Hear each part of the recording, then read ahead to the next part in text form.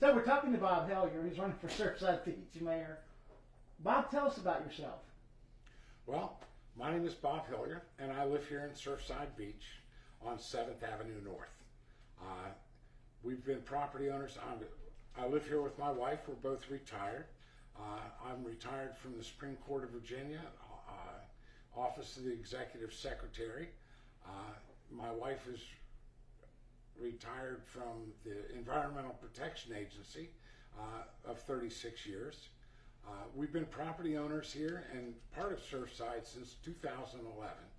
We purchased property in South Surfside Beach. Had that house and would come down here once a month for a long weekend, and we ended up loving Surfside Beach and decided that we were going to retire here and live the rest of our lives. My family has always been dedicated our lives to public service. We've come down here and we've been part of Surfside Beach. I am currently the chairman of the Planning Commission. My wife is on the Stormwater Committee.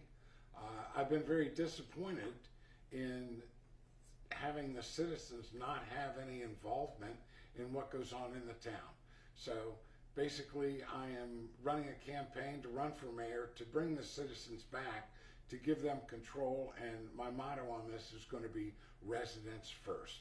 My concern right now is that we have a lot of issues going on, and FEMA's given us almost $10 million to build our pier. That's absolutely wonderful. And we're going to not only make it out of better materials, it's going to be a concrete pier, the only concrete pier in South Carolina. The town is going to have to put up the money to build the buildings on the pier. And as of late, when we had our preliminaries on it, that was going to cost the town $4.5 million. That's a lot of money. So, and that's to put 3 buildings on top of the pier. It's important that the money that we get to the citizens have to put up, the residents have to put up that $4.5 million. It's important that we have a return on that money and that we have the ability to pay that money back, because we're going to have to borrow in bonds to get that money. So it's imperative that our lessees, the people that are on the pier, are going to be paying the equity that deserve to have the pier pay for itself. How transparent should that process be? That process should be totally transparent, and we should put it out for bid. We should review the contracts. If we do have any contracts right now, adjustments should be made.